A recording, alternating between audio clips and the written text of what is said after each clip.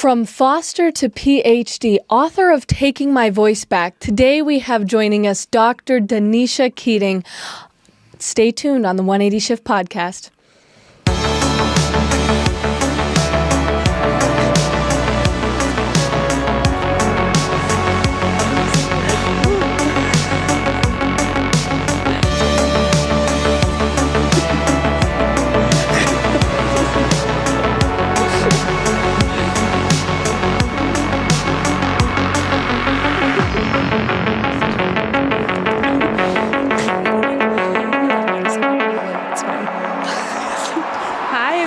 Welcome back. My name is Ellie. And I'm Tara. Jabbed it early. She did it. Oh, I'm doing mine. It matches my jacket. It does match you. She's got a pink straw, everyone, today. So yes. That's fun. We'll be hearing about that a little bit. Oh. But man, do we have a great show. Yeah. Wait, hold on. How have you been doing? Any updates? Chugged a bunch of coffee before I came here. Okay, wonderful. I love to hear that. I love coffee. I can tell. And I love it. I love that. No, yeah. All good with me, but we have another lovely guest. We were kind of like figuring out who to have this week, and then all of a sudden, this wonderful person appeared out of nowhere as we were having this conversation, and that is our lovely guest here today. Hello. How are you doing? Good. A little tired. California traffic sucks, but that's just California. I'm say that again. It is. How long did it take for you to get here? An hour and 15 minutes. So, oh my goodness. And it was like most of it was just because people weren't driving correctly. Oh my goodness, bless you. It's not real traffic. Bless you. That's what happens here in California, guys. California's a little wild. It's crazy. Yeah, but I'd love for you to try the boba. I did. It's really, really good. I was surprised. It's my first time having boba. Oh wow, it's a perfect treat for nightmare traffic. It's gonna be very memorable for me. Yes. Yes. Yeah. Today I got honey lavender as an update for everybody. I haven't had this in a little while. It has made a return. Boba update. Yeah. Tara, how do you like yours? It's amazing. They actually made it specially. They combined two flavors. I'm just special. Yeah. That's really sweet. It's like your special drink to order. Okay. So Tara kind of gave a little bit of a short summary of who you are. Very short. Yes. You were in the foster care system. Yeah. That has a lot to do with your story and who you are today and what drove you to I guess, become a doctor. I mean, have a doctorate. That's crazy. Yeah. So why don't we just, I guess, begin with just who you are. Tell us a little summary, and then we'll kind of just jump into it. This is where I'm like, huh. So I forget who I am. But yeah, my name's Danisha. I grew up in Southern California my whole life. And at 15 years old, I was put in the foster care system during my sophomore year of high school. Mm-hmm. And then aged out at 18 and immediately still senior year of high school, trying to figure that out and being like, cool, I'm going to bounce from friend house to friend house, trying to finish senior year. And from 18 to 24, I moved over 33 different times. Wow. Because I couldn't keep a job down. And we were in the middle of a recession in 2008 and through 2012. Felt like it was never ending, but a lot of employers started to reduce workload because it was a bunch of stuff had happened with mandatory making insurance mandatory. So if you had over a specific hours, you're just you just lost your job. So working was really hard. So I always had 3 to 4 little part-time jobs that were 10 to 15 hours a week, and I'd jump around with those. But then at 24, my brother came over it was supposed to be an overnight trip. He was just supposed to spend the night. And then he's like, oh, I need a place to stay. And he had just turned 18. And we ended up getting an apartment together. And 2 months later, another brother came and lived with me who was 19. And I was like, okay, we're in a 500 square foot room. This is going to be good for our entire apartment. They can have the living room. I'll have the bedroom with my walk-in closet. It'll be fine. And then 3 months later, I got a call to pick up my 12-year-old, 14-year-old, and 15-year-old siblings. Wow. And immediately became the guardian of them while still being in my bachelor's program and trying to figure that out. And then that getting delayed because I had to start taking care of them, and I started failing classes. And my professor's like, what are you doing? And I'm like, I'm drowning. I'm trying to stay afloat. But then retook classes and then petitioned to get into my master's because I didn't have the GPA for that. And I was just like, here's what's been going on the last year. And so the school that I was attending was like, okay, we'll let you have one 8-week course to prove yourself. And I was able to do it. Super stressful. Don't recommend it. But I ended up getting my master's done, and then I went on to my PhD program while still raising my siblings. And so now I decided to write my story in 2 different books, but really advocate for foster youth, because a lot of the young adults that I talk to are just like, it's so shameful to be someone who went through foster care. It was my fault. And I'm like, you were not put into foster care because of you. You were put into foster care because something your parents did not do. And there is a stigma that it is, if you say that you're a foster youth, adults have treated me like I was like no good. And I remember one time when I was 22, I was hanging out with a friend, and his mom was like, oh, you know, where's your family? And I'm like, oh, it's kind of odd. And he's like, oh, she's, you know, was in foster care and then not. And she's like, oh. And I had like went to the restroom, and I came back and I heard her say like, you need to tell her to get out of my house. And like, I need to check my checkbook. And like, she was like digging through her purse to make sure I didn't. And she's like, I want to make sure I didn't steal anything. She thought he entered the room and was like, babe, where's my other checkbook? I want to make sure she doesn't take anything. And she turned around and it was me. And I was like, I'll leave. It's okay. But this was the stigma of every person, not every person, but a majority of people that I had spoken to has experienced something like that as well.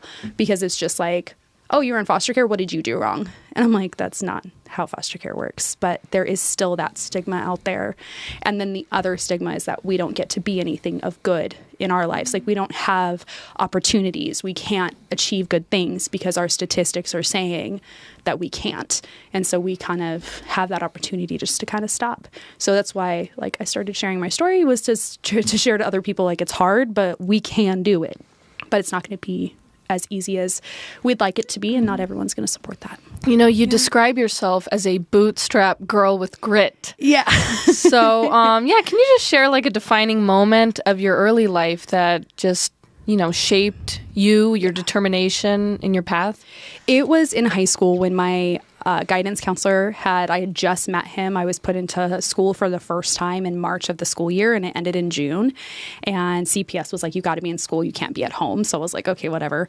My mom enrolled us, but he was just like, he looked at me and he was like, oh, you don't have any credits from the first semester. And I'm like, well, no, like, we were homeschooled and all of these crazy things. And he was just like, well, I'm not going to waste my time with you. So, I'm going to have your teachers fail you, and it'll be fine. You'll just retake the classes, and I'll move you next year to a continuation school. And he's like, you're probably not going to finish that anyway. You're too lazy to do anything. And then I was forced to see him every semester going forward to make sure I was on track. But then he would keep changing my classes and saying like, oh, you don't need the A through G requirements, which is a California mandate. Right. He would change it. And then another person would be like, oh, are you taking this math or that math? And I'm like, no, I'm not. And he's like, well, like, my friend was like, you need to have this or you can't graduate high school. And I would go back in and he would change it. So it was kind of like that moment where I was like, you're not going to get in my way. But the whole, like, from 15 years old, I had felt that I needed to get ready to take my siblings in because we had already been experiencing so much abuse that it was like, if this happens again for foster care, I need to be ready. And that is hard because I'm 15, 16 years old, feeling like it's my responsibility to take my siblings on. But that was like the defining moment that I was like, you need to get out of the way. And I said other words, like bad words. And I like cussed him out and was like, you get out of my way. And he's just like, oh, I'll ruin you. And I'm like, bring it on. And I just walked out. And then I would go to other counselors to try to get the help that I needed, because it was just like, I knew he wasn't going to be there for me, but I would get that assistance from teachers and friends and be like, what do I do? What do I need to make sure I have?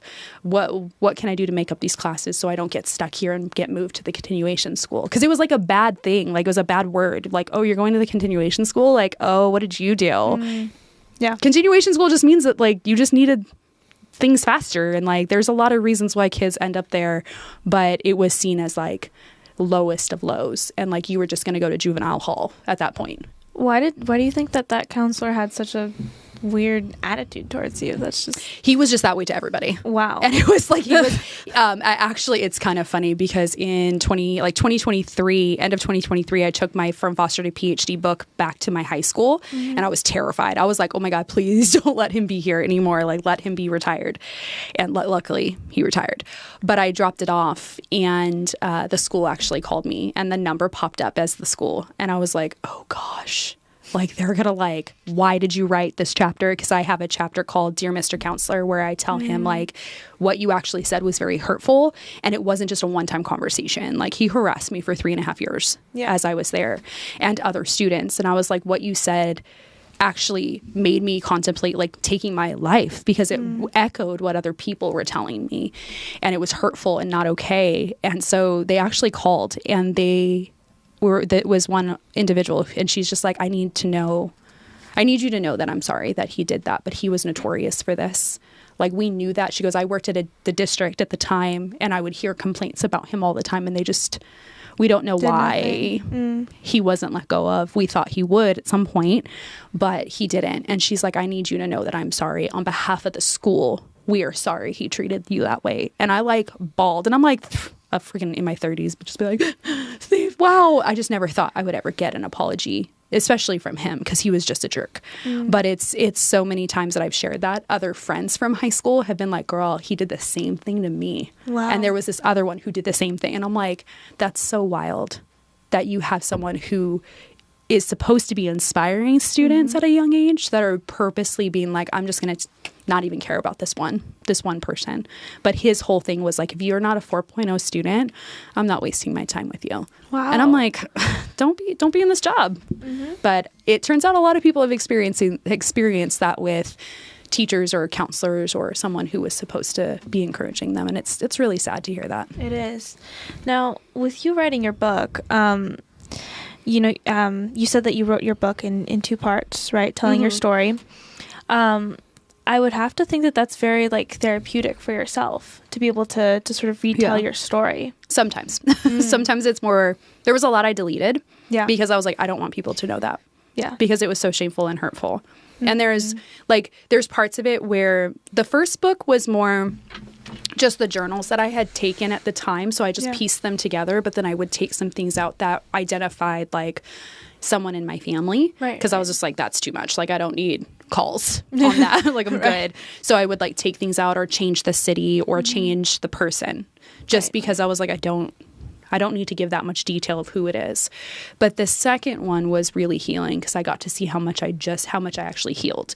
Because I could see in my life, I can be like, okay, this is where I've gone academically. This is where I've gone financially. But emotionally, I still felt like a little kid until writing the book. And I was just like, oh, I'm just faking it. And then when writing it, I was like, wow, I've actually come a long way. Like, I really have come a long way in this. And that part of with taking my voice back, it's like that's a part of that journey too, because a lot of people would be like, oh, you're too old to tell your story, you didn't have it as bad as other people, like stop crying about it, get over yourself, you're just, I mean, recently it's like I shared my story on social media and people are like, the color of your skin helped you, and I'm like, here we go. Really? Yeah, here we go. And it's one of those things that you kind of step back and you're like, that's not actually about me, that's about them. But being able to decipher that and not be like, I'm going to swing at you if I ever see you. Like, that's a very knee-jerk reaction for me in my trauma, that being able to write out all my stuff, I was like, wow, I've really come a long way. And I didn't have to trauma dump in either of these books and feel more exposed than I wanted to. I was able to really handle it the way I wanted to. And I thought that was very cool to see. But what's even better is when someone else can read it and be like, I feel this exact way. And now I know that I'm going to be okay. That's what's more healing to me, because it's like, your stories help somebody else. Yeah. For using it for just helping others, which is amazing, because your story can really touch other people and help them through a dark place. Now, going to get your PhD in psychology, was that a decision because of what you've gone through in knowing what you want to do in life? Was that like a decision? It's actually really funny. Okay. So I got my high school transcripts and was like, why did I even want to go to college? Because it was so bad. Like, I failed a class my senior year. So I was like, oh, okay. Like, I basically was just handed a degree or a certificate of completion. But when I went to community college, I saw my community college transcripts and I like failed psychology. And then I like got like C's, and then one time got a B in like sociology for family and like culture and stuff like that. And I was like, why did I even choose psychology as my major if like I just did not do well? And what I think happened was first I'm very ambitious. I was just like, I can do it. And I'm like, I don't know where you got that from. I laughed and then I started crying because it was like, I had looked at the psychology class that I was in at the time, and it was the professor leading it.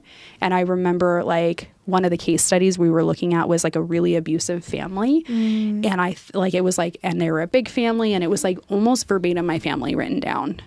And I like walked up to her and I was like, where did you get, I was angry. I was like, where did you get this? And she's like, I don't know what you're talking about. And I'm like, in the book, you wrote this. She's like, oh, I didn't write that book. That's just somebody else's. I was like, well, where did they find this case study? And she's like, are you okay? And I'm like, no, I'm not okay. And I told her, I was like, this is verbatim my family. And I don't understand why they chose to do this. And she's just like, okay, take your time in this class. This is going to be hard because it's going to get worse. Like, we're going to talk about, sexual assault. We're going to talk about all these other things, talking about foster care. And I was like, okay. And I just like lost it. And but she was so sweet because she's just understood something more was happening, but it was healing in that, like, even though I only got like a B in her class, it was that class that had that turning point of like, I can understand why this happened and not step into this like my parents did.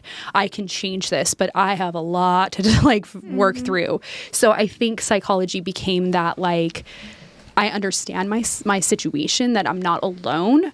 But then it became like a passion to go into. And at that point is when in college is when I was like, I'd really like to teach college. Like, I didn't know how people became professors. Right. And I was just like, you can do that? I thought you were like high school teachers who just moved up. And they were like, oh no. And I was like, that's good to know. But then I started looking at that route. And so I was like, okay, my PhD can qualify me for more positions across the board. And after talking to a couple deans that I had gotten to know, they were the ones who were like, you would want to go this route if you want to teach full time, or you want to do consulting or these other things that can open up. And I'm like, yeah. So teaching. And they were just like, yes, just start there. And I'm like, okay. But it was really, really funny. Like, when looking back, I was like, why? I told my husband, I was like, why did I choose this route? Like, I did not do well in it. And he's like, I don't know, but that's really funny that you discovered that after the fact. And I was like, I would have gone somewhere else probably if I didn't do well in that area. But psychology just really, I think, helped me heal a little bit to understand that it wasn't me and like something wrong with me in my brain. It was more of like situational that I could get out of. Yeah. So we've discussed your book From Foster to PhD, and I'm curious, what were some of the biggest challenges that you faced in the foster care system? I mean, we all hear so many horrible things. What was your personal experience? Mine came into how my caseworker was. Now, I do know that there are good caseworkers, but mine was not a good one. He did look at my situation and my race and say, like, no one's going to believe you because you're a white girl. No one's going to believe that you're abused because your dad is well-spoken. So don't report anything. And if you do, I'm going to tell them that you're lying. And he's like, what are they going to do to me? It's my job. Who are they going to believe, me or you? And repeated that over and over.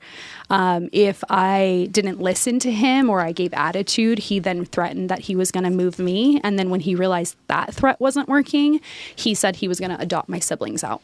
And he's like, do you know how fast, like, I can get your brother who's blonde-haired, blue-eye adopted? Like, this girl, like, try me, see what happens. And I was like, oh my gosh, like, this dude is threatening me all of the time. And he just, like, he would laugh in my face every time I saw him, where he would just be like, oh, you think I'm scared of you? And I'm like, I'm not trying to challenge you, but you just like turned my life upside down, walked in with a bat and expected me just to like, thank you so much for helping me. And he was just not a good person. What I did not expect about the system was that CPS is kind of in control of the investigation. So even though the DA had asked about some things that had happened to me for more information to go against one of my abusers, it was up to CPS to follow through, and then they could see that it wasn't fit to keep going. And the CPS worker became buddy-buddy with one of my parents. And then that was the parent who was abusive. And so they kind of just washed it and like pushed it off and was like, oh, there's nothing there. She retracted her statements. And I was like, I never retracted anything. But the DA had called me last summer and was just like, yeah, we had asked for more information from the sheriffs who asked it from CPS, and nothing was ever given. And I'm like, yeah, my dad was friends with both of them, and he was the one being investigated, which was hard because you're just like, oh, So the system who's supposed to protect me is now not. Right. And I know a lot of others have experienced stuff like that as well.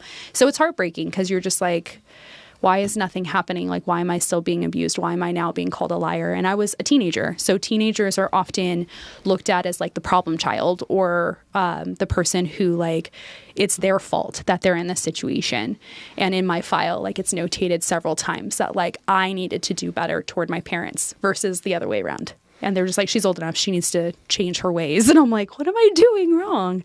So for a long time, like I felt that way. And people were telling me like, oh, you're just emotional. Oh, you just felt that he was out to get you. And he wasn't. He was so nice. And then seeing my file, I was like, oh, that's insane. And I didn't get to see all of my file. I only see about 30 to 45 pages of 422 pages.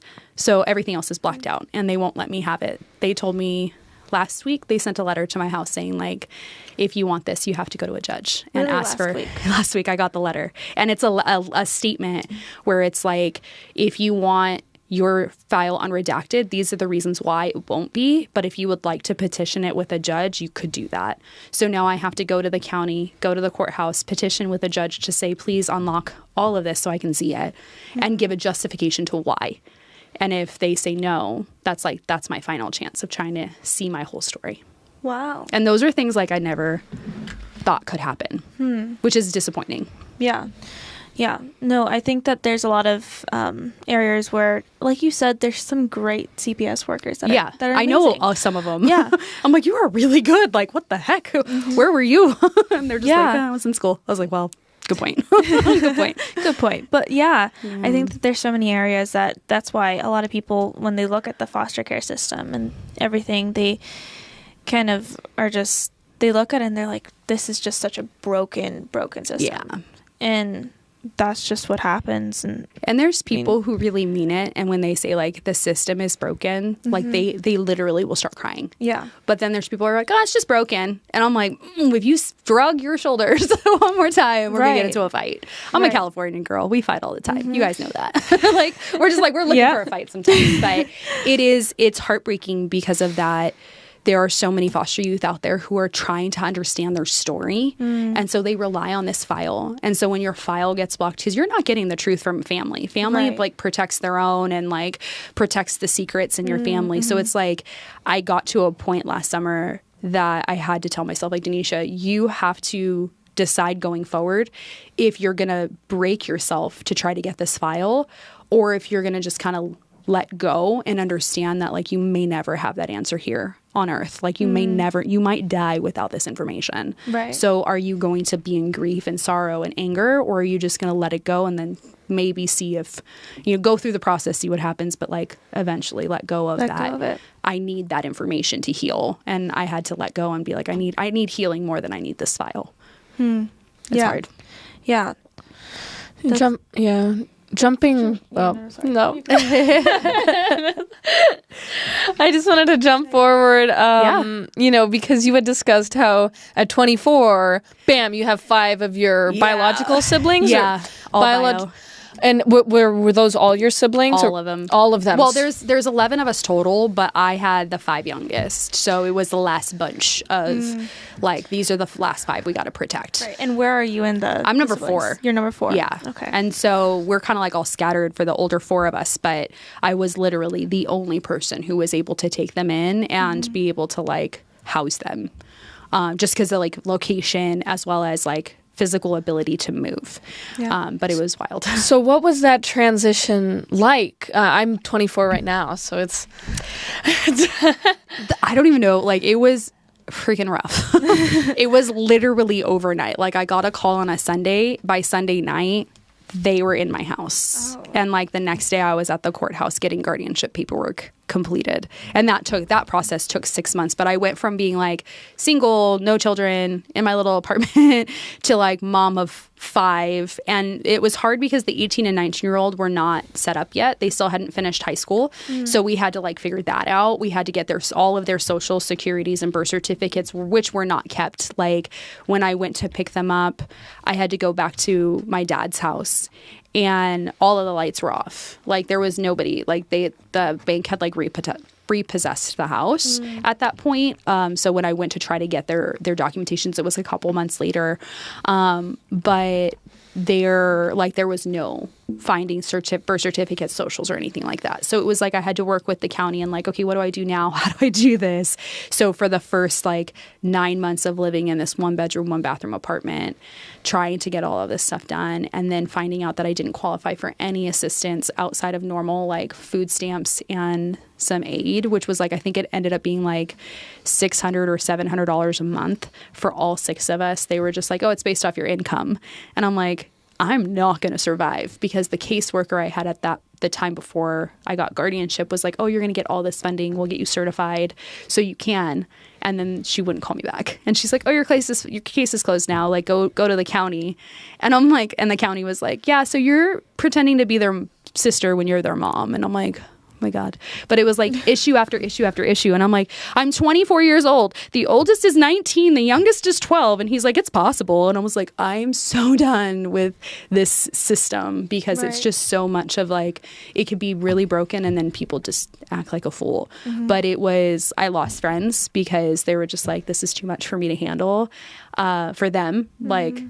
They told me that. And I'm wow. Cool. And they're the ones, and they left. And it was hard, but I understand though, because there are people where it's just it comes down to, I think a lot of people were I wanted to say all the negative things and you weren't doing that. And you weren't playing into me saying that about it. And you weren't complaining about your situation. You were just trying to get it done. And I'm well, yeah, but it would have been nice for you to stick around a little bit longer. Right. But I lost friends. I was online for school. I couldn't go to school in person. It just did not work out.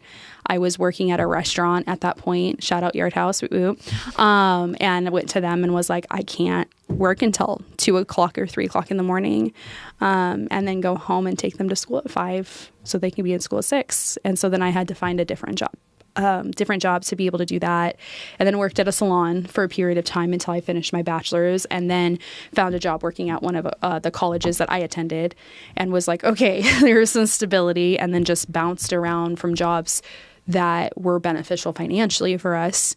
But it was I never got my 20s, because it was either survival of being homeless or raising children. And so being amongst my friends was they're at bars drinking, and I'm raising teenagers. So I would start hanging out with people who are 45 years old, and which was great, because I had the same understanding of kids at that point. So I was I have teenagers, so what do I do? And they're well, let's talk about this. I'm oh, thank God. But it was I never fit in anywhere. Mm-hmm. And that was really hard. And I'm 35 now, and I have a 2.5-year-old, and I still don't feel I fit in anywhere. And that's that's really weird. Yeah. It's just weird to be on this side and be I have 5 adults who are kids that I raised.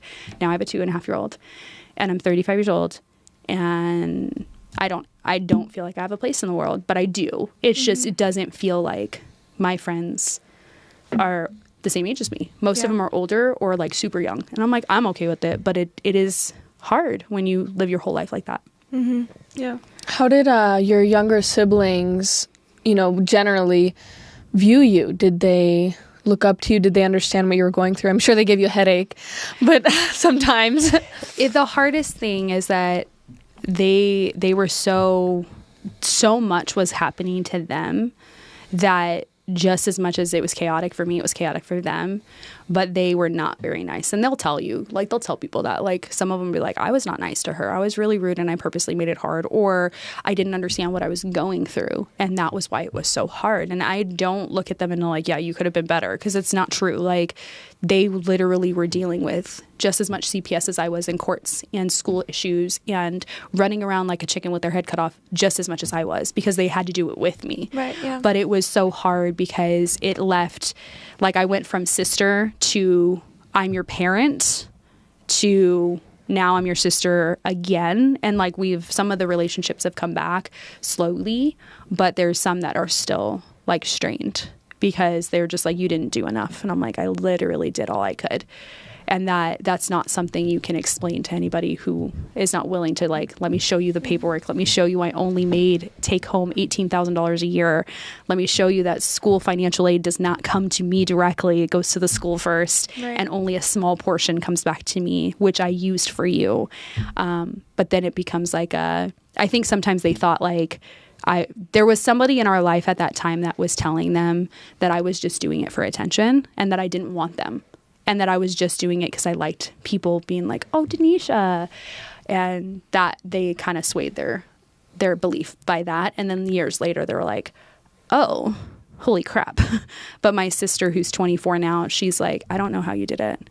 And she has been like, I can't even. I can't. Like, she's in the military, but she's like, she's super successful. But it's one of those things that she's like, it's so hard being a single parent. I don't know how you did it. And I was like, I don't either. Like, I can be honest. Like, I'm like, I have no freaking, we shouldn't have made it. Like, that shouldn't have happened, but it did. But I think it was because we all like were pulling our weights differently to make it work. But it was hard. So it's not, don't recommend it. Do you believe that there was a place for God helping you through it? Oh, heck yeah. Like, that's the only reason we made it was God, because he, like, I was also in church community at that point, and they were so helpful. Like, people literally got us from that 1-bedroom apartment into a 4-bedroom townhome that was low income within 9 months, which is, that thing is like a 2-3 year wait minimum if you're at the top. But then, they filled every single bedroom with furniture and clothes for all the kids and dishes. Like, they got us 2 fridges so that they were like, you have four boys and 1 girl. You got to have 2 fridges. And like, someone went and bought groceries for us and filled it up with a bunch of meat because meat was expensive. Even though they ate through it like in like 2 weeks. It was really hard sometimes, but it was really sweet to see just how much people were reminding me that God was still there, because there was moments that I was like, I don't see how this is going to work. Right. But everything that I needed was provided. And sometimes I was like, I need it now. And then it would be like 2-3 weeks later. And I'm like, oh, I really needed it now, not 2-3 weeks ago. But it was still really challenging to go through. Mm-hmm. But faith was the only thing. I think God was the only thing that actually really got us through all of that. Yeah. I mean, hearing that's such a blessing to be able to have people who were able to do that for you. Yeah, God's just amazing that he's able to help in those moments. Yeah. And even like you're saying, weeks later you think you needed it then, but it comes in clutch then, like in that moment. And that's so amazing to see God just working in that way, and especially in your life, and to see how far he's brought you. So that's just really amazing. Yeah, that's just so cool. But I wanted to kind of just jump into like some of the foster care system, and since you are such an advocate for it, I know earlier you were mentioning some of the, I guess, misconceptions people think about the children. What are some more of the misconceptions that you can think of that people I'm going to pull up my list. It's just statistics. I like to make sure the statistics I have are correct. Yeah. So one of the biggest misconception is that foster youth are put into the system because of the child, which is not true. Especially if they're teenagers, they're like, oh, what did you do? How did you not help your parent? And all those crazy things. Right. But when it comes to actual reasons why, it's 61% of children are removed because of neglect. Neglect could be that like the parent doesn't have babysitting for long periods of time, so the children are at the house and they're at young ages, to not having enough food in the fridge.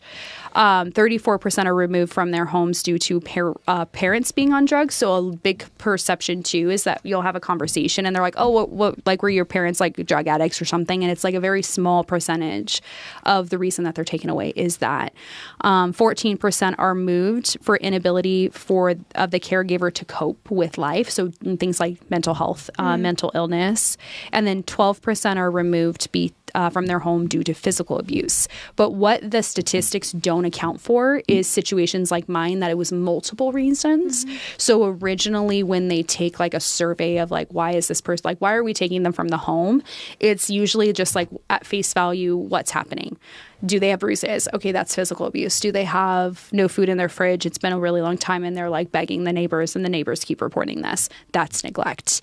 So they don't go back and update that report and say, oh, this one child or this one case was multifaceted where it was abuse, neglect, and sexual abuse. It's just the one thing that they have that they kind of like their intake form of the original reason. So they have inaccurate information. The statistics are often outdated by a couple of years when they're published. And then people just start like, oh, I saw it on social media that was the number, and people push that out there.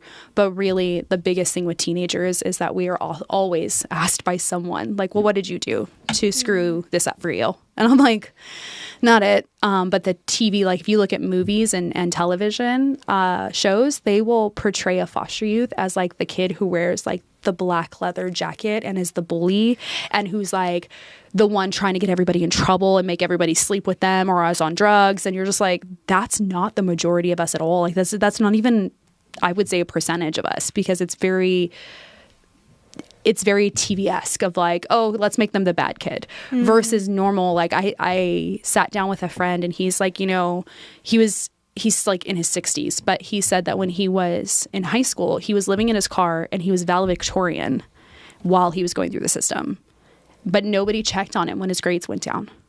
And he was like, didn't ever cause trouble, was the quiet one. Nobody ever asked what I was going through. Nobody knew I was living in my car in high school.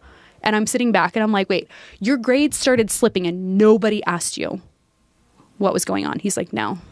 And I'm like, okay, my grades were just low, so people just thought I had a problem. I gave attitude. That was just, what's wrong with you?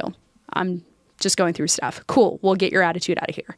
And I'm like, nobody actually checks on us. And so some of the behavior issues is a big assumption is like we're reckless and we're bullies. And it's like half of us are just quiet. And like we're the ones who are not wanting to bring attention to ourselves because we would get in trouble and then that would cause issues with wherever we're placed. And I think those are the big misconceptions that we have of foster youth and like why people are put into the system. Yeah. And so I just lost the point because I remember what you were saying. I had it. Tara, did you have something? No, I'll just jump in really quickly. So your other book, Taking My Voice Back, what does that mean? What did it mean to take your voice back? Yeah. So originally, at first, the book, I actually say it in the book, is that I wanted to call the book Your Truth or whatever you want to call it, because a lot of people, when I shared my story, would start to say like, oh, that's just your truth. There's 3 sides to every story. And I was like, no, there really is not when you have a file sitting in front of you. And that was kind of shocking. But I still hear that today as like, oh, you live your truth. You live your authenticity. Like you tell your story your way. But it started to get twisted in conversations that I was in where people are like, or whatever helps you sleep at night. And I was like, what are you saying? And they're basically, this person's like, you know what I'm saying by that. I'm basically calling you a liar. And I was like, oh. But then it started to turn into situations of when I was advocating and talking about foster care in the last 3 years, there were people who were saying, well, now I'm tired of your voice because I've heard you 2 years in a row. You're getting older, so I can't bring you in because people won't be able to relate to you. I'm at that point I was like 31, 32. And I was like, what? Like, I'm just getting started. And they're just like, no, you're outdated. And then there was a letter that came in that when I got my file, it said that I was not allowed to share the content of my file with anybody who was not approved by a judge.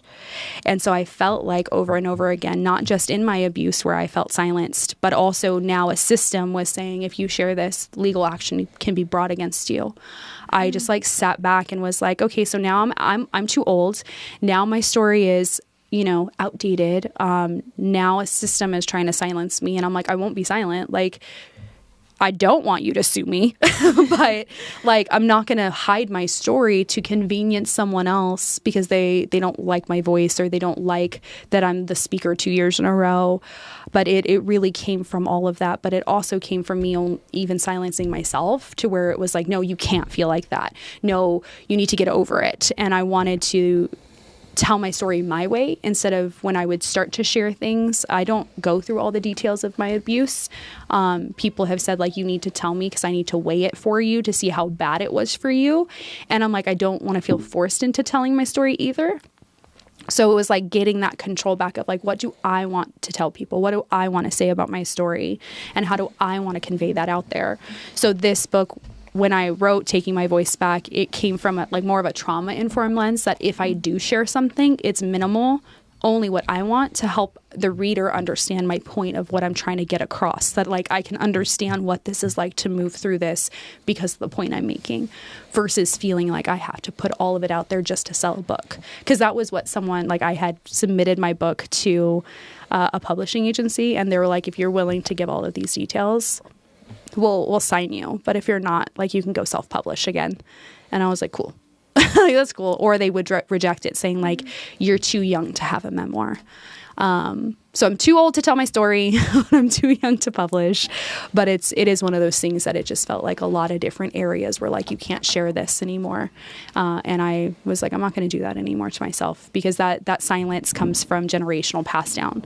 It's not actually a real thing, but people are like, no, don't share that. Like, people will not bring you in and talk to you if you talk about how you were having your caseworker say your race was why he wouldn't do anything. People aren't going to want to hear that, because white women don't go through stuff like that. And it's like, but we do. Like, racial profiling happens to everybody at some point. And if I can't share that because you're offended that someone else will be offended, then that's not the room I'm going to step into, which is hard, because that means there's less opportunities sometimes. But that's where I'm like, I would rather be able to speak authentically in a room the way I want to, versus being in a room that forces me to share in a way I do not want to. So that's what the book was born. And then it changed from your truth to taking my voice back. That's amazing. That's a really amazing story to just hear how it came together. That's just amazing. The thing that I was trying to remember was what you said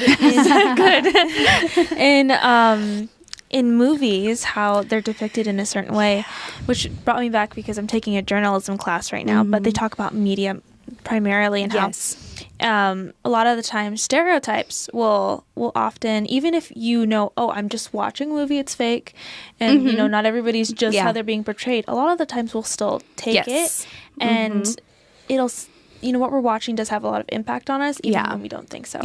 So that was just something that brought to mind right now.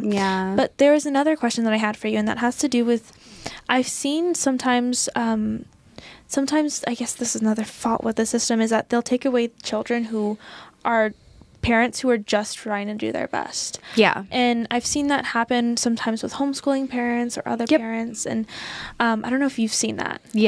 It's so crazy, because you can't say that the system doesn't make mistakes, but I'm so tired of it being like, well, sometimes we get it wrong. And I'm like, no, like, you didn't like that family didn't vaccinate their kids. You shouldn't take him. CPS should not have been involved because the doctor wanted to force a vaccination. Like, that family is making a decision based off them. And I know that that's a hot topic.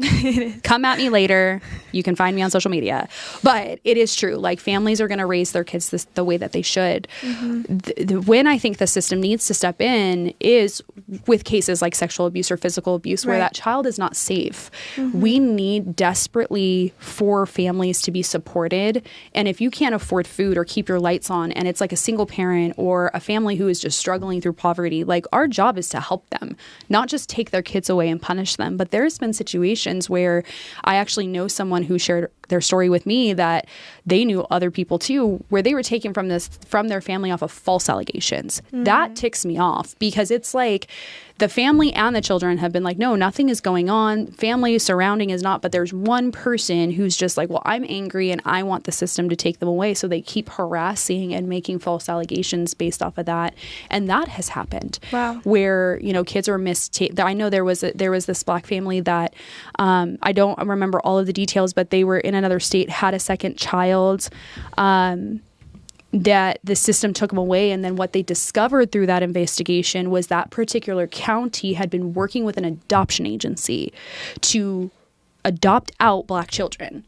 And then when they looked at the numbers, it was like a high number of Black children were being taken in that area. That's horrible to do. And we do see across the board with Black families that there's like, I think, Black Americans are like 24% of the population, and like 14% of them are in the foster care system. That's a big portion. And people are just like, well, it's broken. No, you are literally attacking Black families at this point. And a majority of what that could be solved by is like, okay, do you need food and clothes? Do you need your electricity bill paid? Like, how can we help you get a better job? How can we be the community to you, versus just being like, oh, okay, well, you didn't get a better job in 6 months. Like, it takes a long time to get through school. It really does. It took me 8 years to get my bachelor's done. I struggled that whole time financially.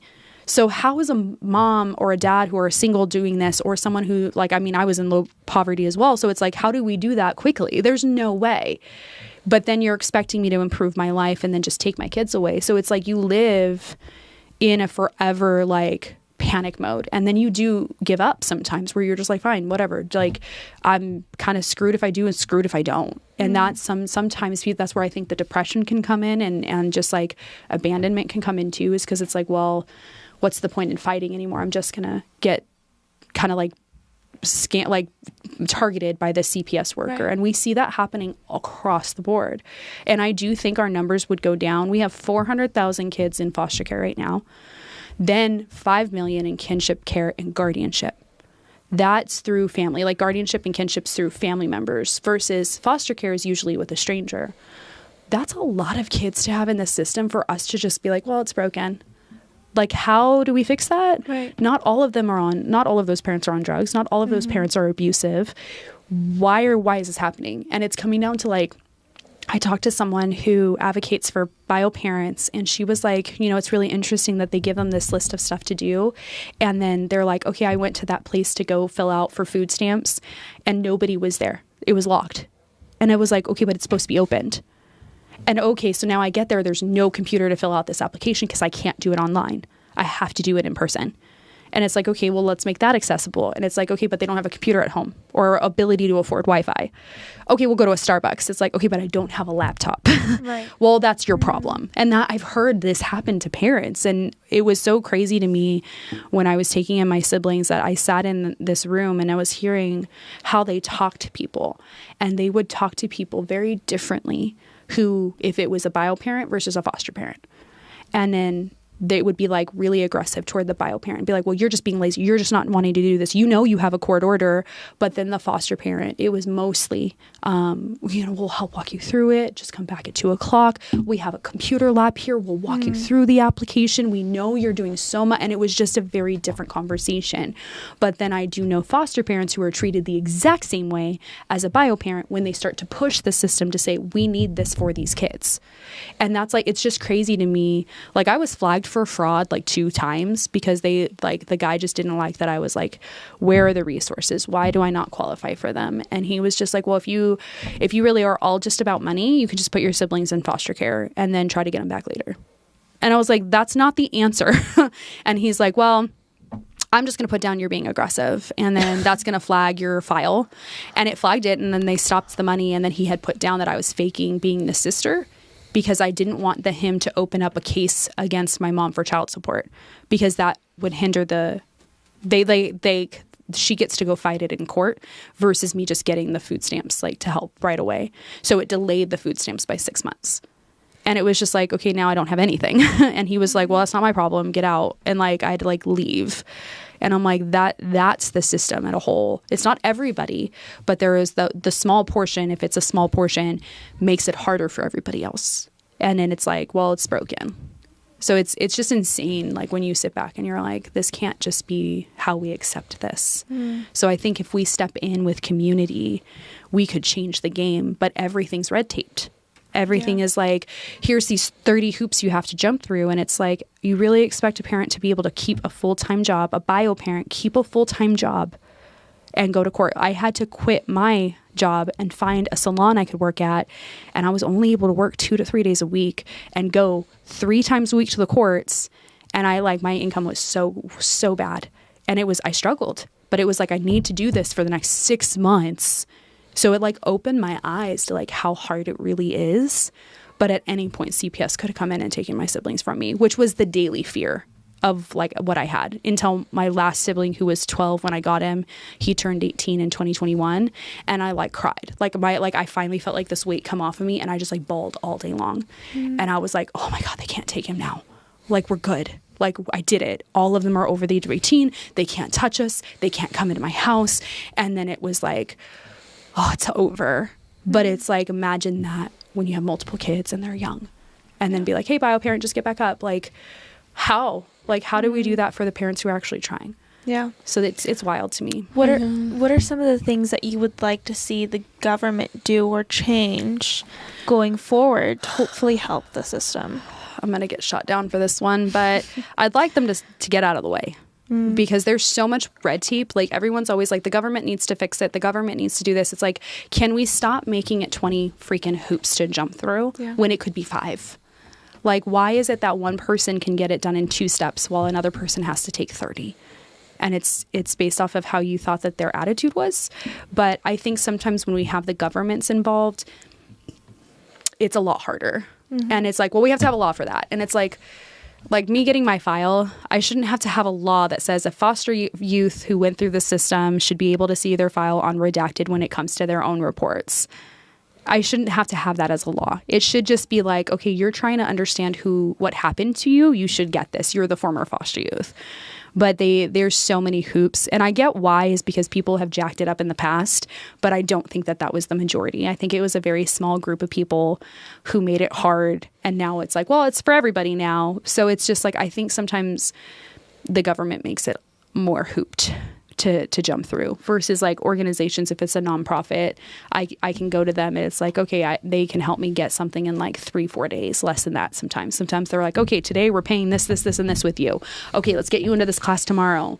But within a court system, within a system, it can take 6 to 9 months for a parent to start to see their plan going for reunification. It can take up to 2 years. They say most foster youth will spend at least 2 to 3 birthdays in the foster care system waiting for reunification. Wow. Because it takes them that long for the courts to be like, oh yeah, you're good.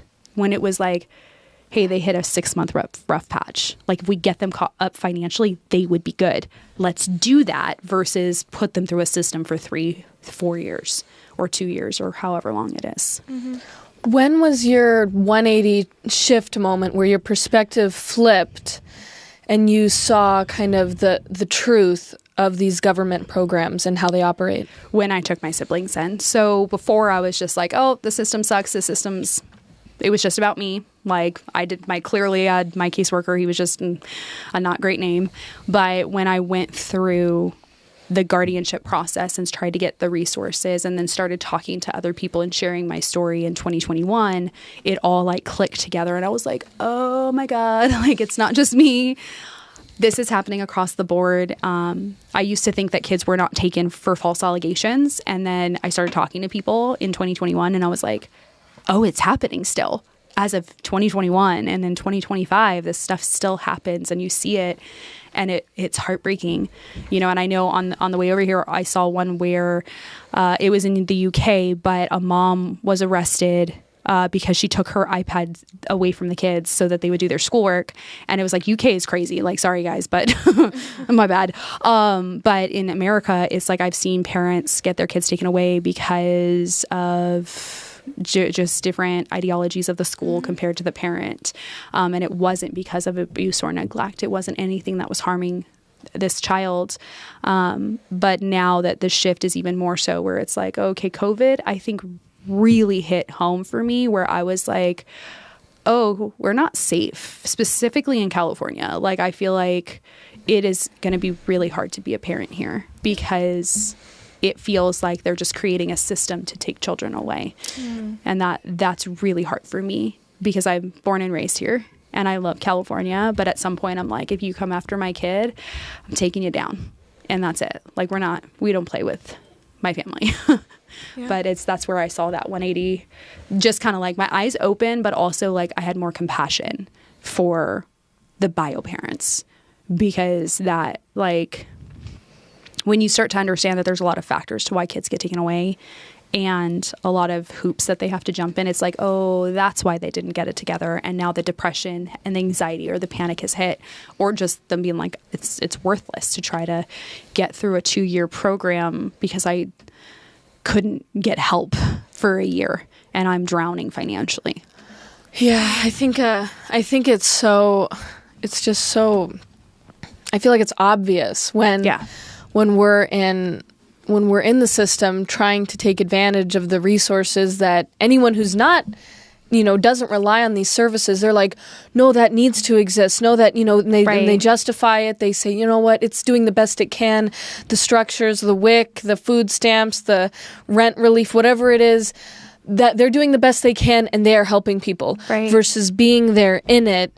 And we're like, I remember one time I stood 8 hours. I worked 3 little part-time jobs, and I waited 8 hours, 8 to 9 hours in a line outside downtown LA, outside of an office. I didn't bring a stroller, and my son fell asleep, so I'm holding him for like, it felt like all day, but I think it was about 8 or 9 hours. Which is all day, yeah. Yeah, it was a work day. Yeah. And it was just because, there was I think I waited a week beyond the extension of one of these paperworks for these, one of these government programs, and it's okay, I messed up a little bit. Like, I waited a week, but the process to fix it was I lost a work day.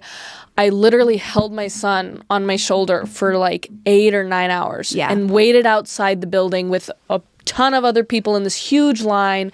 They wouldn't let us sit down. The ground was disgusting. And I'm sitting here like, I'd rather just be at work. I'd rather just work. I'd rather just like work on my computer, and I don't know. And I get that, because it was, I remember one of the times that I was, so as I had my siblings, like I started off, I think it was like $1,000 and $1,010 or something like that. And then like the month later, they're like, oh, we're removing this down to $680. And I was like, okay, but I had to recertify every single month to get the stuff. And then every year they would look at like my taxes.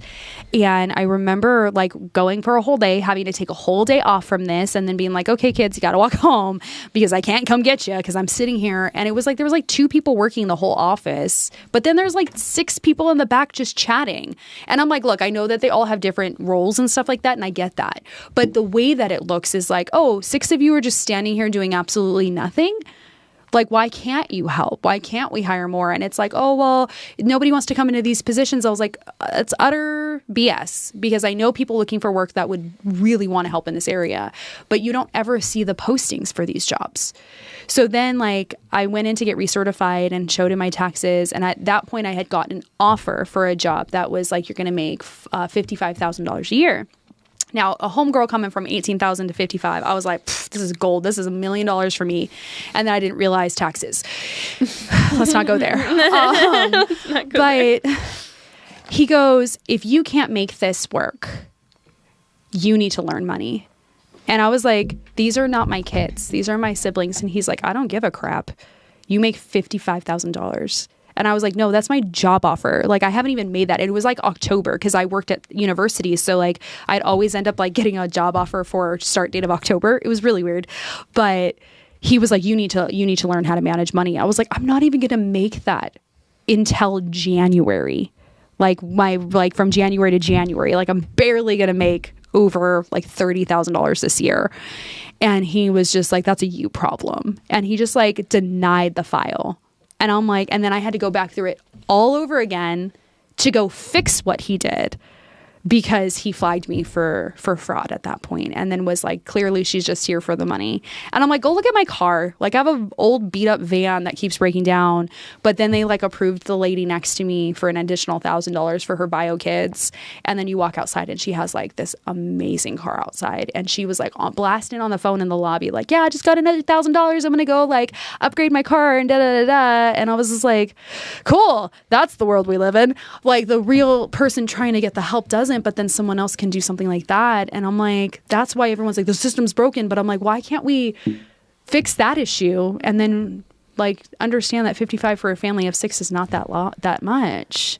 Yeah, but I think another part of it is, it's like I think in those offices from the school districts, I think we've seen that there are certain positions that are just completely overpaid for what they're actually doing. And that's where a lot of the money is just getting sucked up like a sponge. Right. And then the other side of that too, I think is that they basically, they target who they can get away with doing this to, who they can screw over. Yeah. And I think they are using like, different profiling. They do. Yeah. Things. I think I don't even know, they might be taught it, honestly. Who knows? I don't know. I think sometimes it's just what we learn.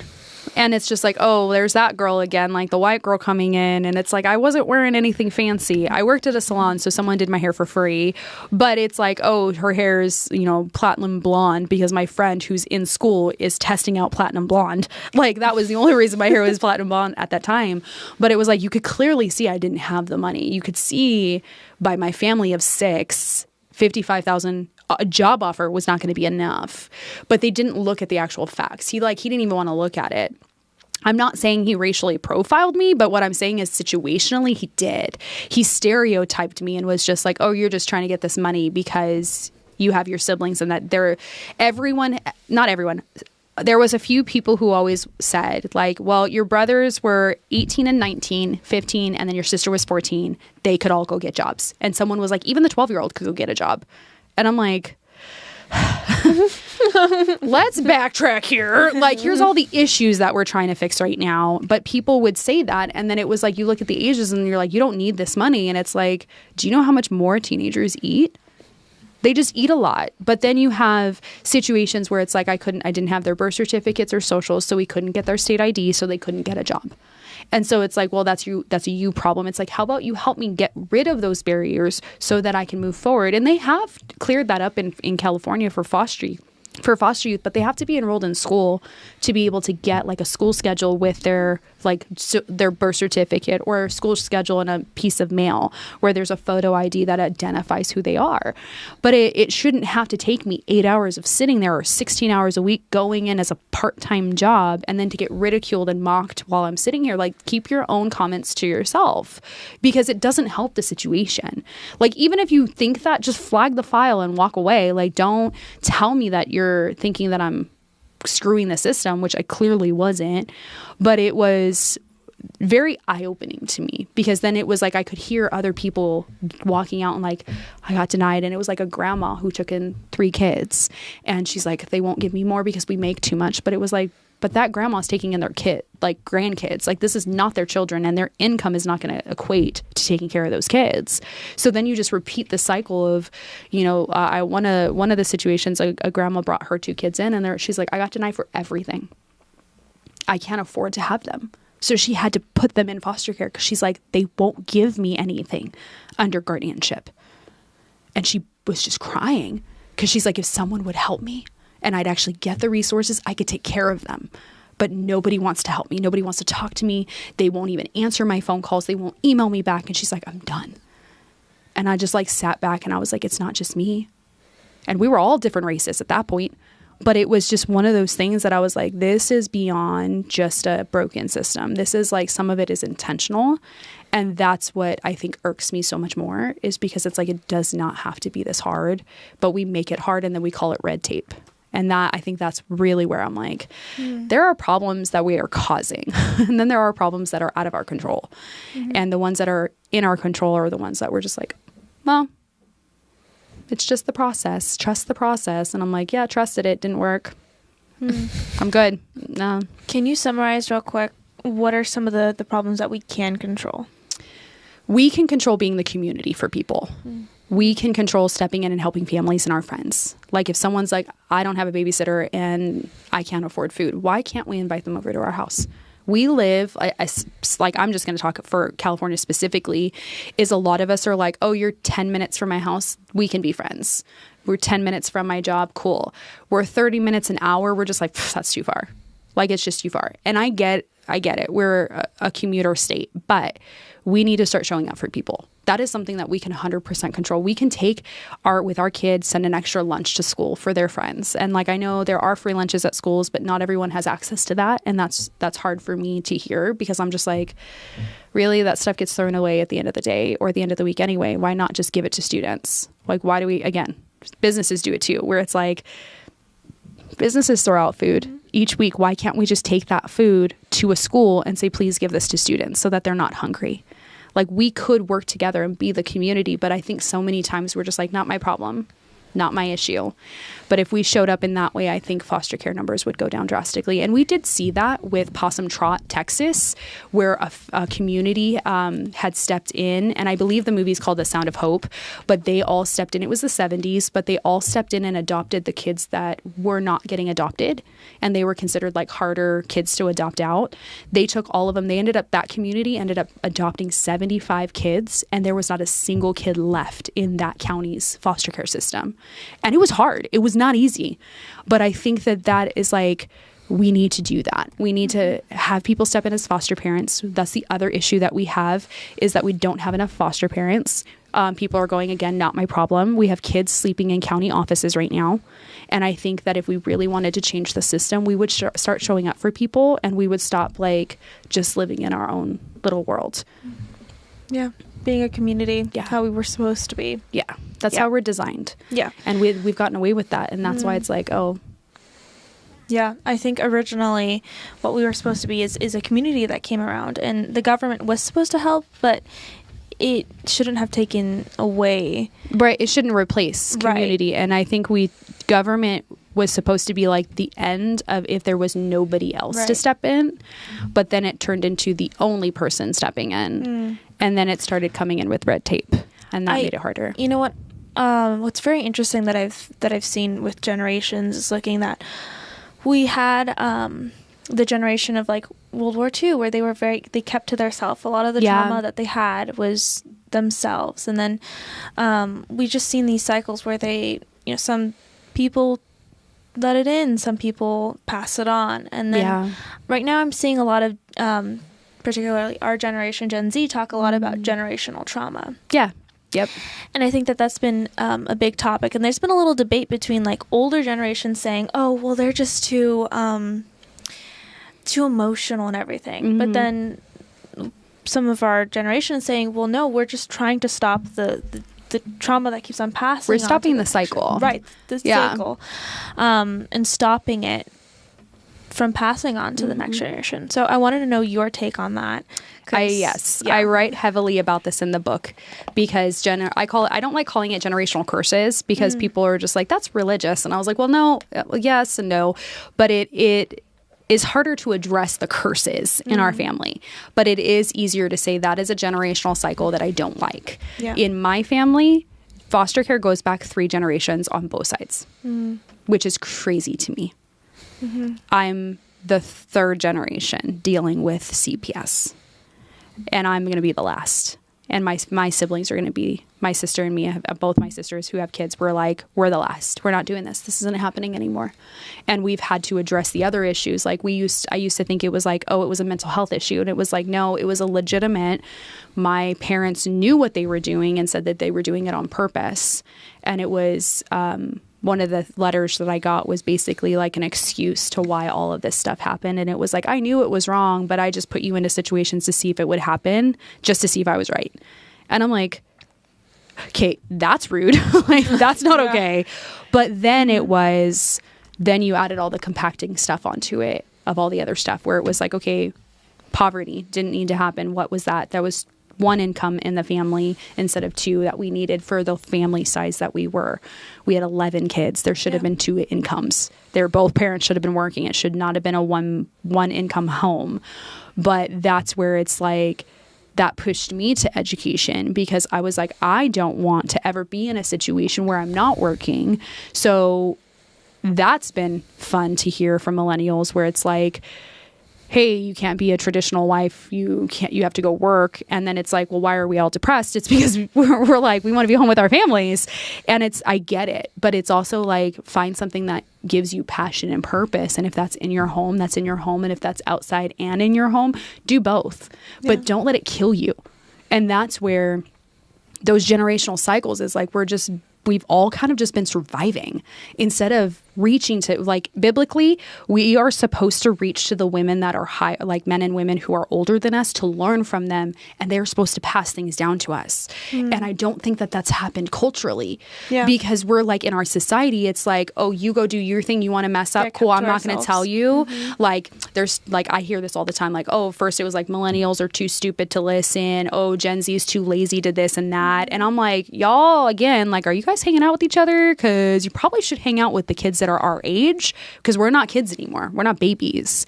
We're all adults now. And you're telling me that we don't know what we're doing, but you guys are all still miserable and have health issues because you never talked about it. When it comes to holding on to trauma, our bodies take a hit. There's a book from the 90s that's called Our Body Holds the Score. And it talks about trauma and, like, literally car accident or not, like physical trauma, childhood trauma, whatever it might be. Our body will hold on to that memory even if our mind doesn't. And so when we have this generational pass down of, one, silence, like, don't talk about that, don't tell people you went through that, don't express your opinion, we then go, I feel like, to two different routes where it's like complete silence. We see half of our friends doing that. We're like, no, we don't talk about politics. And I'm like, why not? But then you see the other side where it's like, oh, you're going to talk about politics, I'm going to hit you because you have a different opinion than I do, because they haven't learned how to control internal emotions. So it's like, well, if we pause for a second and say, what do I want my future to look like? And actually sit down and say, like, okay, I'm not thinking about jobs or houses, but emotionally, what do I want my future to look like? I don't want to panic. I don't want to have anxiety. I don't want to have depression. What do I need to do now to not allow that to happen? It's actually funny that I found, like, a few weeks ago that says venting is actually not as therapeutic as we think it is. It could actually stir us up more than it can help us with the wrong person. So I was like, oh. Wow. Oh, yeah. Oh, because I was like, that's why when I talk to so-and-so about this, I'm like, chill. But then I talk to my sister and I'm all like, and we're going to fight again. And like, she's like, let's go. Like, that's how we are.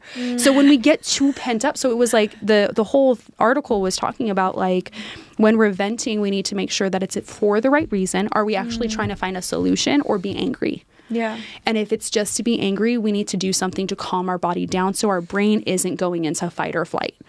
But the older generation is like, we don't talk about anything. We don't talk about abuse. We just accept it as it is. We forgive everybody. We move on. That didn't work. Now we have a whole generation who's like, dang, like, this isn't about income and jobs and houses. This is literally like, I can't control my emotion by myself. I need to work on this. And that's a generational pass down. So those are the things that I'm like, okay, one of the big things that our generations before us, it was harder for them to express emotion. They hid it. They wouldn't have fights in front of us. I mean, there's times that I'm like, don't fight in front of your kids. But, like, let them see how you have a disagreement. Let them see how you talk to someone. My dad used to just get angry. So what was something I picked up? I would just be really rude. I was the worst. Like, I am that customer sometimes on the phone where I'm like, why, girl? Like, why are you rude? They're just customer service. Like, chill. But I saw him do that. And then I was like, oh, anger is what gets them to move. And it was like, no, it was just that one person or that second person. Anger doesn't get anybody to move. It actually makes people double down and be like, you're going to find out today. So I had to relearn that and be like, oh, that was just that one or two situations that I witnessed. I didn't witness all the other ones that's why he didn't get that job or didn't get that thing go through, because he was so rude to everybody. But then he was nice to people he liked. So it was like, that's really weird to be two different people to two different groups. That's not good. So that was something I'm like, that's generational, because he learned that from other people and he did that. And it's like, okay, I don't want that going forward, but I want to show my daughter how to process emotions. I want her to know she can come with me and be like, dude, I messed up. I don't want her to be like, no, we just hide it, because that doesn't actually help. So when we're passing these things on, we have to stop just looking at what everyone else looked at is inheritance. Like, emotional inheritance is a thing. I'm making it up right now. But there's emotional things that we pass down, traits that we pass down, that we could pass down better mental health and processing abilities. But I think sometimes we swing it too far, where it's, well, I have anxiety and I have depression, so I can't do anything. Right. And I'm like, okay, but you got to work through it. It's like, well, no, you don't understand. Like, I had a really bad childhood. And it's like, okay, what did you go through? Like, because I witnessed your childhood, dude. It wasn't that bad. Like, you stubbed your toe a couple times, well, no big. But then it's like, okay, well, you're mad because your parents didn't let you go to the college you wanted to go to. Mm-hmm. Okay, so now you're going to let that impact your entire life? And I think with girls, we're more emotional and boys are not. And we expect that from the other person, but no one's been taught how to have a conversation with the opposite sex. Mm. And that's hard. So it's like, why don't we break that? And I mean, people will say whatever they want to say. Mm-hmm. And it's none of our business what they say about us. That was like the freeing thing. I think I was like, oh, it's not my business to know your opinion of me. Cool. Good to know. But I don't want to pass that down to my kid. I want her to be able to be like, I can process this with you and watch mommy cry and know that she's going to be okay. Mm-hmm. And then I'm going to process out loud with her appropriately, but she'll watch me and my husband process out, like if I got hurt by someone on the internet or like someone who was rude to me, and be like, oh, that really sucked, you know. But she's 2.5 and she was sitting in the back of the car, and it's so funny because we were driving. Nothing happened, but like the car in front like slowed down really fast. She goes, whoa, whoa, whoa. And I was like, how are you watching us? Like, this is funny. But she's watching. She's 2.5. Wow. So we pick it up at a very young age, and it leads us into adulthood. So it's like, what are we willing to talk about, and what are we willing to pass down generationally? We're not going to get it perfect at all, which I wish we could, but we're going to make mistakes. But are we going to be open to that correction when our kid's like, or our friend is like, hey, you hurt me? Mm. Because we can be all about healing until someone has a conflict with us, and then we're like, you're gone. See you later. But we have to be willing to be like, in that conflict. And I think for millennials and Gen Z, like that's the biggest thing, is like right now we don't know how to be in conflict and have a difference of opinion. That's what I see everywhere. Mm-hmm. I'm like, we're allowed to be different and have difference of opinion, even if it means that it goes against what you want and value, but you don't get to be aggressive and rude about it. Like, you don't have to be my friend, but I would still like your friendship even though we defer on this. Right. And that's, I think, something that we're really struggling with right now. Yeah. No, I've seen all the time. There was this one lady who she's a pro-life activist, but she was out on the streets and she talked to somebody and she got punched. And I was so appalled because I was looking at the comment section. Yeah. And I was like scouring the entire, like, I know, I had to stop. I was like, I love you, I have to unfollow for a little bit. Yeah, but I was like, I can't see any good thing. Like, everybody was so upset. People were justifying it. You shouldn't have asked her. And she's like, she came up to me and started talking to me. And I saw the whole video, which was shocking to me because I was like, knowing that she was going to get punched, I was like, that was your exit. That's when you should have left. But when I first watched it, I was like, wait, she gets punched? And then I see the whole thing and I'm like, why did she punch her? Right. But this is where if she had handled her emotions and just walked away and said, hey, we're just not going to agree and I'm just not liking how I feel, now she wouldn't have been arrested for assault. Right. And she's not taking responsibility of her own actions at all. She said, she came out and said something like she was assaulted. And she's like, verbally, I was assaulted. And I was like, verbal assault? Are you, like, it's so sad because what she doesn't realize is she just ruined her life. Right. She ruined her own life by getting physical. And regardless of if someone insults you or not verbally, you don't have the right to be physical. And that, like, it pisses me off because that is such an excuse that I have heard from my parents so much, where it was like, well, you made me do that. It's like, no. If you have ever been around somebody who's in AA, they're like, no one can make you do anything. Right. That is you choosing to do it. And I was just like, dang, like, yeah, like that is the choice. Like one of my professors asked really early on, he said, if you woke up in 10 years from now, would you be happy with the choices that you've made? Not where you're at, what your choices were. And when I'm in those situations, I've been like, am I going to be happy about this choice tomorrow? Yeah. And sometimes I'm like, I don't care. And I'm like, I need to step back. And I've had to walk away from political debates because they make me so angry. There's so much stuff that I could post that I choose not to post because I'm like, no, that's just going to piss. Like, that's just not the delivery I want it to be, because I have chosen to post to encourage people, not to just start a fight online. Yeah. And that's personally to me. And I know other people, they purposely post to get that engagement because they think it's funny. The trolls. I don't. I think it, like, what can we do with social media? We can make it something good. But it is like she just ruined her whole life by being physical.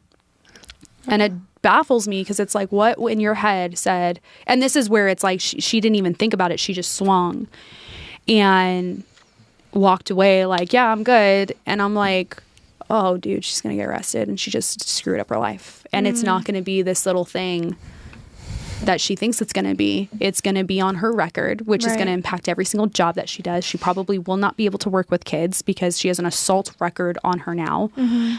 And that, to me, it's heartbreaking. Like, I wish I could sit with her and just be like, hey, what happened? And I'm like, I'm not, because I don't want to get punched. But like, and I know that is now going to be the joke that follows her. It's like, oh, don't get mad.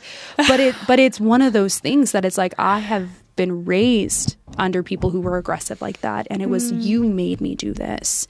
And it was just like, no, you are in control of your emotions. Right. So it's heartbreaking to see that she just ruined her life. But it's just like, dude, you chose that. What's so interesting is that even if she says she was verbally assaulted, and if that were true, two wrongs don't make a right. Right. And so that's logic. Just, yeah. And I'm not, like, I'm being honest, like, I'm more logical than emotional because I was raised with my brothers, and like my two older sisters were 5 years older than I was. And so my brother, my older brother is the type of brother who's like, you're not even going to let your period symptoms come at me. And I was like, what? He's like, I will hate you. And so I couldn't like even show emotion with that. And it was a really, like, I laugh about it now, but then I was like, oh my God. Oh, no. He told me that I couldn't cry. So I'd go in like closets and like break down. But I had this exterior that was very rough. Yeah. And then it was like, use your brain. And it was beneficial. But there are moments where it's just like, oh, I'm heated and this is going to go down. And my husband has to be like, and you're not going to post that, or you're not going to say that. It's not going to land the way you want it to land. And he's my filter. And I'm like thankful because there were other people that I had in my life, and like before I had my siblings, who would like ignite that and be like, yeah, girl, go, go, go, go. And I'd be like, dude, you are trouble because you don't stop me. And if you're going to have friends like that, I think is why we live like this, is because we have never had someone challenge our beliefs before. And we haven't had to sit there and just be like, okay, we just have a difference of opinion. Yeah. We're just like, we get to be physical and excuse it off. Like, no, that's not how the real world works. And I think that with this pro-life situation, I think she just was like, oh, this is going to be fine. I'll do it. I did what I felt was right. And like, it's like, girl, I really hope that the system is kind to you, but I doubt it. Yeah. Because it's not about that at this point. It's about the person who's going to press charges against you. And she said she's going to press charges. And it's sad. Like, so think about your choices, because so true. Yeah. You know, they can ruin your entire life that you've worked so hard for. So it's like, don't be that person to just throw it away. Yeah, and it's so great that you advocate for that and your voice out there. We so desperately need that, right? But you're very accomplished. You're an author. You're a speaker, and you're a consultant. Yeah. So what is the legacy that you want to leave for foster youth, or just anyone facing, hardships, and that we can change it? It's not easy. Like I like, saying like I'm a bootstrapper, and that doesn't always go well with others, but there's going to be moments where we have to pick up our big kid boots, put them on, and be like, I'm going to fake it till I make it, and I'm going to get to the finish line. But it is my legacy, I hope, would be that I'm someone who can be that person to encourage them and to be like, okay, let's figure this out together. You're not on your own. Because there are people out there who are like, I did it, figure it out by yourself. And I think that really also came from the other generations, where it was like, you'll figure it out, instead of like, hey, don't make my mistakes. Like, don't do this. I tried that, when it came to real situations, versus like, oh, you can't accomplish that. You're just, look at you. Like, you're just not going to do it. It's like, rude, first off. Like, why would you say that to me? Secondly, like, that's actually not how it works. Like, if I apply, like, for example, like applying for a credit card, make sure you make the payments. That's something that we should have all been told. Nobody told us that. They were just like, yeah, just close the credit card down, and then you're impacted with your credit score, and you're like, what the heck just happened? And they're like, oh yeah, you shouldn't have done that. I'm like, you literally told me to do this. You said congratulations. You said congratulations, close it out. And I'm like, dude, what is wrong with this world? But then it's like, with things that don't matter, like, oh, I want to be a construction worker. Well, you shouldn't go that route. It's dumb. There's no jobs there. Do you know how much a construction worker can make? It's hard freaking work, but that's a good job for some people. Or go the education route. But we've pushed so many of us toward education without really looking at the route that the person wants to go in. and really help them evaluate, like, is it a good idea to go get a bachelor's, or do you need a certificate? Do you need a business license? Do you need time on the field? Like, what do you need? So we have all these people graduating and they're like, cool, did the degree, had no experience, can't get the job. And it's like, why didn't we guide you? So my hope is to leave a legacy of like, here is what I've gone through, but like, you can do the hard thing too. But let me also be the person, not just me, but like, let me encourage other people to be like, hey, be the community, and like, let's advise each other, so we're not getting stuck in places we don't need to get stuck in. Because that, I think, is just, it's ridiculous when someone's like, oh, I knew that was a bad idea. I'm like, and we're done talking. Like, I'm just done with you. I get really irritated when people do that. They're like, I knew that. And I'm like, did you though? Because you didn't tell us. Yeah. You did not inform the committee in this room for approval. It's so crazy when they tell you after you've already done it. So it's you're like, I thought I mentioned it. I was like, you're the definition of somebody who just sucks right now.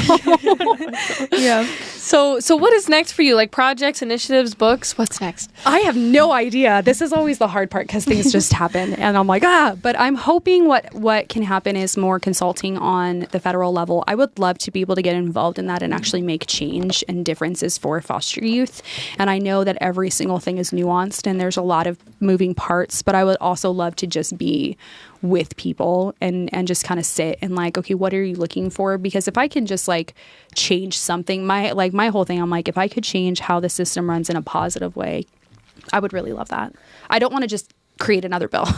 I would love for it to actually help foster youth. And one of the things I would hope is that we can get our file on redacted just so we can see our own reports, just to see what was said. Mm-hmm. And it's heartbreaking because sometimes foster youth have told me like, oh, 90% of my file was visible. And then mine, I'm like, yeah, like 20% of my file has been visible. And it's so different based off different states. So my hope would be consulting with the states, consulting with schools. I love being able to share ways to actually help people who have experienced trauma in general, not just foster care. I love working with schools on like programs to actually help people get through and get the job, and not just here's your degree, congratulations, and then 4 years later you're like, what did I do with that degree? That's my associates. I got an associate's in medical assisting and I never used it, and it was like, you're gonna get a job, and I just didn't. And I'm like, that would have been nice for someone to be like, hey girl, that school is notorious for screwing people over. Like, it would have just been nice. So my hope is to do stuff with that.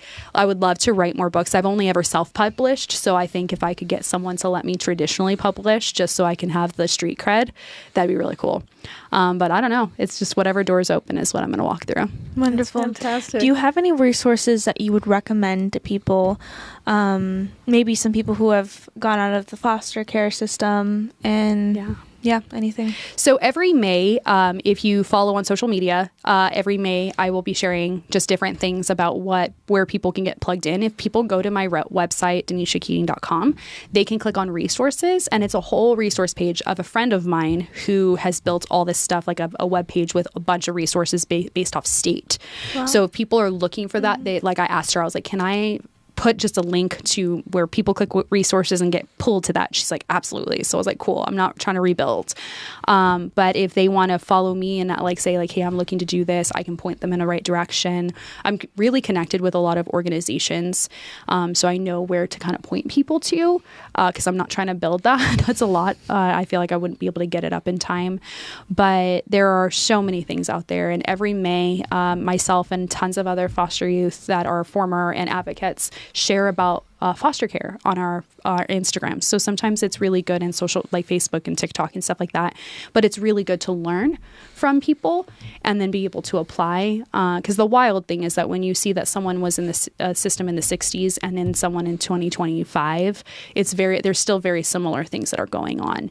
And that's wild to me, that we all are still experiencing homelessness and issues with getting support and things like that. And it's been like 60 years. No progress. Way too long. It's way too long, yeah. But yeah. Well, and hold on. One more question. I'm sorry. She's like, I want to go. Stop talking. No, I'm sorry. I have so many more questions that I would ask. I can always come back. We do part two. Let's please. Yes. Because I've got so many things that come to mind, like while I'm hearing you talk. I'm like, not enough time in the day. But okay, I get final question. Okay. What is your advice to Gen Z, maybe when it comes to I think just handling trauma and emotions, because that's something that's just been such a big topic as we were discussing earlier. Yeah, I think the biggest thing that I've also learned in the last year and a half is that if we're going to therapy, we actually have to apply what we're learning. We can't just go to therapy and talk to them like our best friend. We actually have to work on stuff.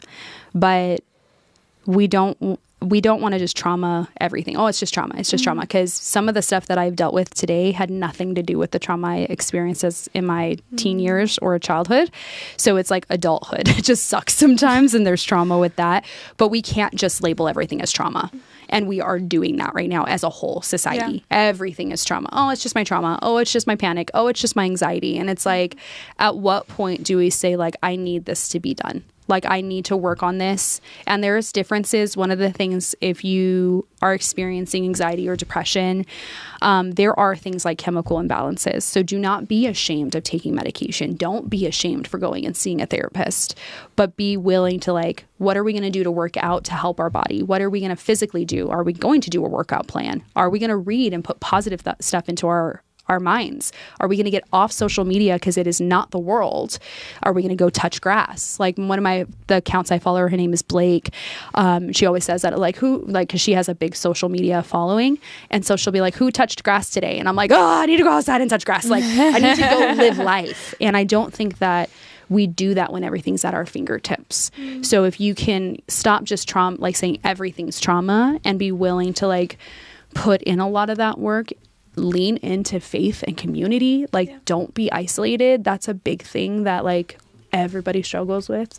Find your people, even if it's just for a season. Friendships are hard as an adult. Nobody tells you that, and it's freaking hard. Seasons change, and that means you lose people, but don't think it's just you.